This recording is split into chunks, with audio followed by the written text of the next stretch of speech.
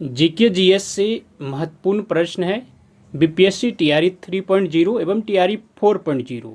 तो हम लोग इसका एक एक करके उत्तर जानने का प्रयास करेंगे। पहला प्रश्न है कि सिंधु घाटी लिपि की सूचना किस स्रोत से ज्ञात होती है। ऑप्शन ए में है आभूषण, बी में है मूर्ति, सी में मोहर और डी में खिलौना। सिंधु घाटी लिपि की सूचना जो है वह मोहर से प्राप्त होती है, तो ऑप्शन सी इसका सही उत्तर है। अगला प्रश्न है कि गुट निरपेक्ष आंदोलन की सन 1961 में हुई बैठक की अध्यक्षता किसने की थी। ऑप्शन ए में marshal Tito, Jawaharlal Nehru, Nasser, Fidel Castro. तो किसने की? मार्शल टीटो ने की थी। ऑप्शन ए इसका सही उत्तर है। अगला प्रश्न हम लोग देख लेते हैं कि संतलत काल में भू स्वामित्व के संबंध में कौन सा कथन सत्य नहीं है। कथन एक में है कृषक अपनी भूमि के स्वामी होते थे। कथन दो में है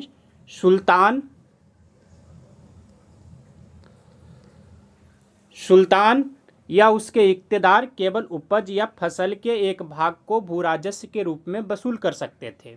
भू राजस्व वसूल करने का अधिकार केवल राज्य को ही था, भू स्वामित्व का नहीं। तुर्कों के आगमन के साथ भू स्वामित्व के स्वरूप में मूलभूत परिवर्तन हुए। कौन सा कथन इसमें सत्य नहीं है ये बताना है।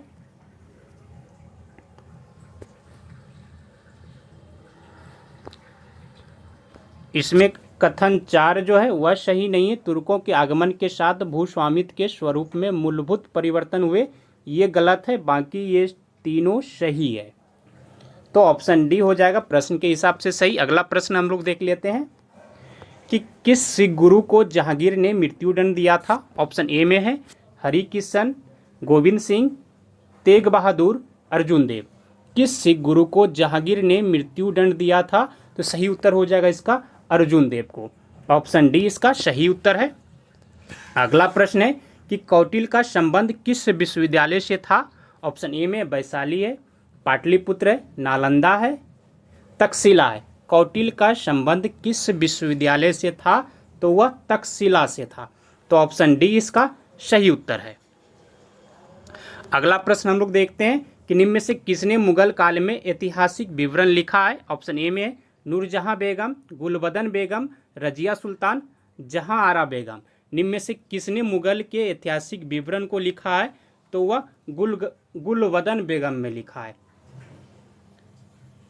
गुलबदन बेगम ने लिखा है मुगल काल के ऐतिहासिक विवरण को, तो ऑप्शन बी इसका सही उत्तर है।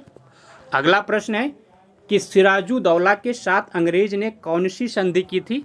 ऑप्शन ए में है अलीनगर की, मगध की, बीजापुर की, अलीगढ़ की।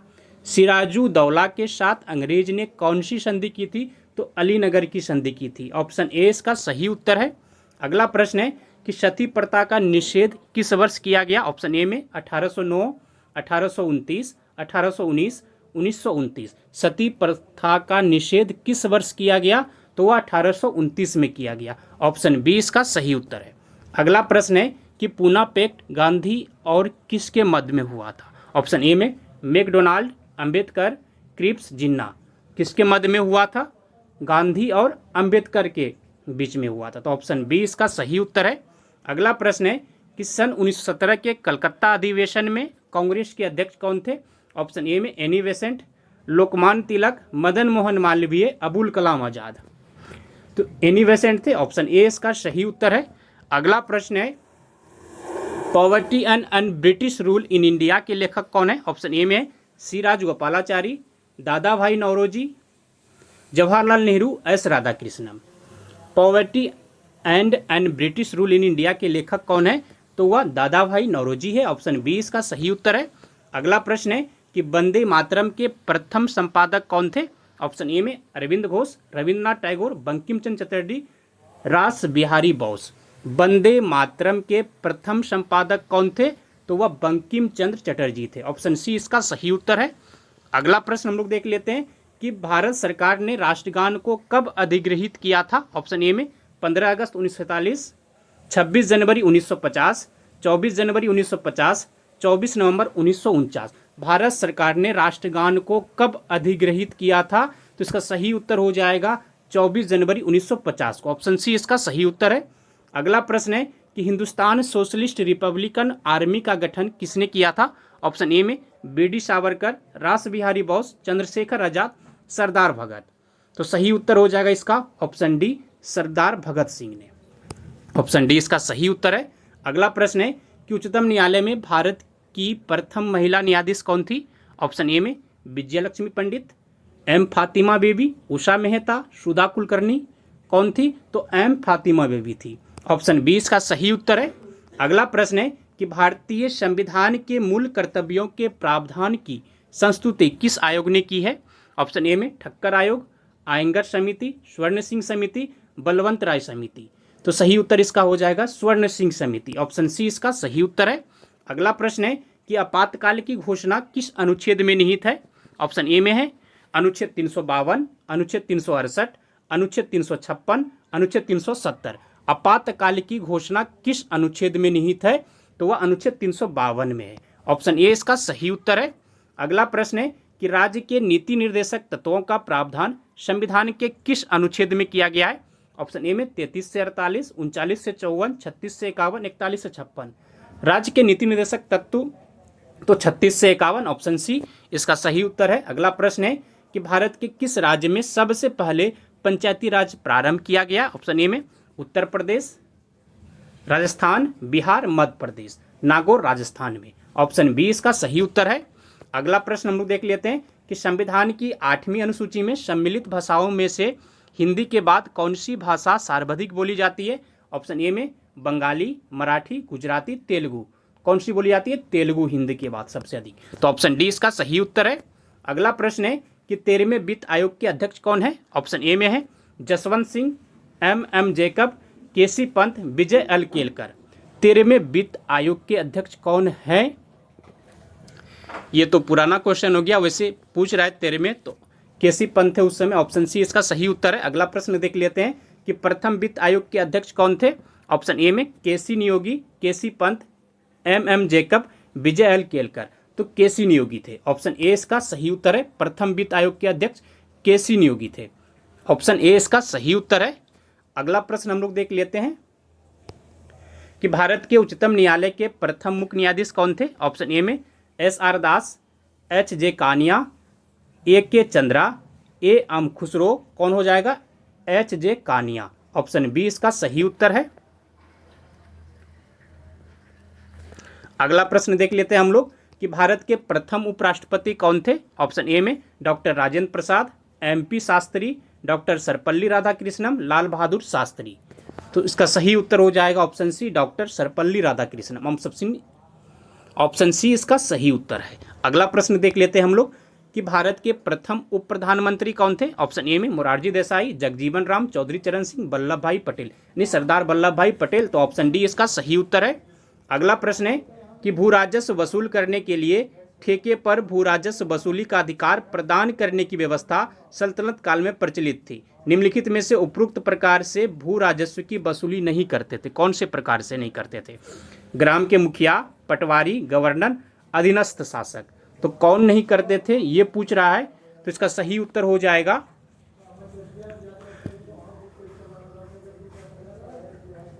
ग्राम के मुखिया नहीं करते थे। ऑप्शन सी हो जाएगा इसका सही। अगला प्रश्न देख लेते हैं हम लोग कि भारत के किस राज्य में साक्षरता प्रतिशत सर्वाधिक है? ऑप्शन ए में है मिजोरम, केरल, गोवा, असम।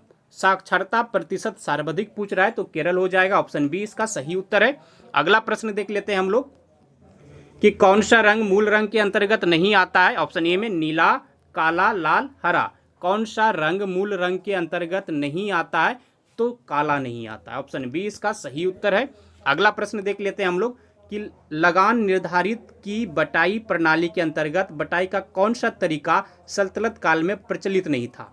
ऑप्शन ए में है बटाई गल्ला, बक्सी कटाई के गई फसल में राज्य के हिस्से का निर्धारण, मुक्ताई इसमें किसान फसल की अनुमानित उपज को स्वीकार कर लेता था और इस अनुमानित उपज के आधार पर भू राजस्व को अदा करने के लिए सहमत हो जाता था। कनकुन या पारस्परिक सहमति के आधार पर उपज काल समान मूल्यांकन है।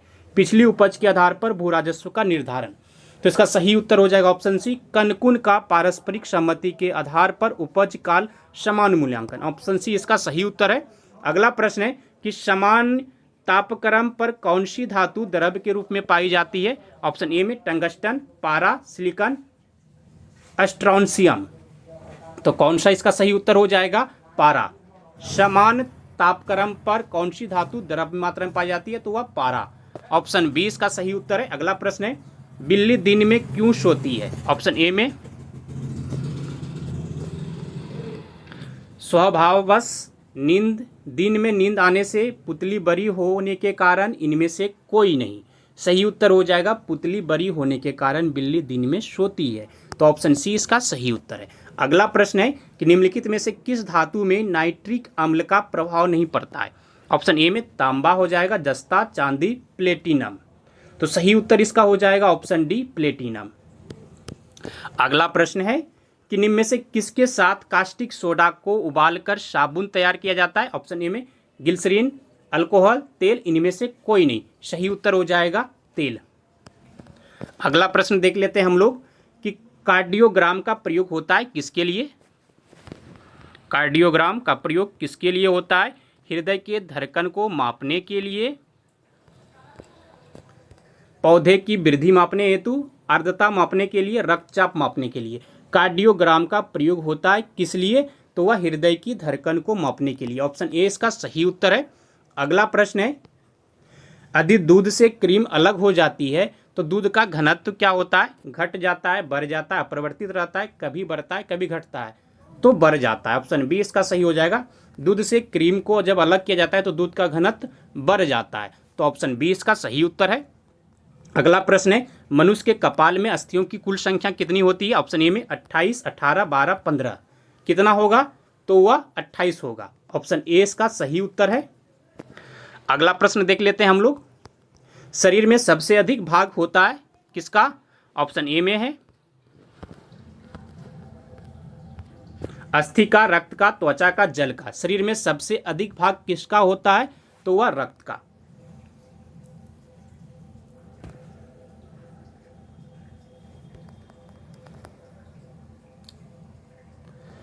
वैसे जल 70 से 80%, 70% लगभग में जल पाया जाता है। शरीर में सबसे अधिक भाग होता है। सिर्फ उत्तर तो रक्त का बता रहा है, कोई बात नहीं है। आप देख लीजिएगा एक बार इस प्रश्न को। मार्स गैस कहा जाता है। ऑप्शन ए में कार्बन मोनोऑक्साइड को, अमोनिया को, मीथेन को, ऑक्सीजन को। मार्स गैस कहा जाता है किसको, तो वह मीथेन को। ऑप्शन सी इसका सही उत्तर है। अगला प्रश्न हम लोग देख लेते हैं कि कास्ट स्पृष्ट कहा जाता है। ऑप्शन ए में है इथेनॉल को, मीथेन को, मिथेनॉल को, ऑक्सीजन को। कास्ट स्पृष्ट किसको कहा जाता है, तो वह मिथेनॉल को कहा जाता है। ऑप्शन सी इसका सही उत्तर है। अगला प्रश्न देख लेते हैं हम लोग, निम्न में से कौन सा उपबंध भारत शासन अधिनियम 1919 का है। ऑप्शन ए में है प्रांतों में द्वैध शासन की शुरुआत, केंद्रीय एवं प्रांतीय विषयों का पृथक्करण, प्रांतीय विषयों को आरक्षित एवं हस्तांतरित श्रेणी में बांटा गया, उपयुक्त में से एक से अधिक। तो सही उत्तर हो जाएगा उपयुक्त में से एक से अधिक। तीनों सभी सही है 1919 के अधिनियम के तहत। तो ऑप्शन डी इसका सही है। धन्यवाद आप सभी को। जय हिंद। मिलते हैं अगले दिन 40 जीके जीएस के महत्वपूर्ण प्रश्नों के साथ।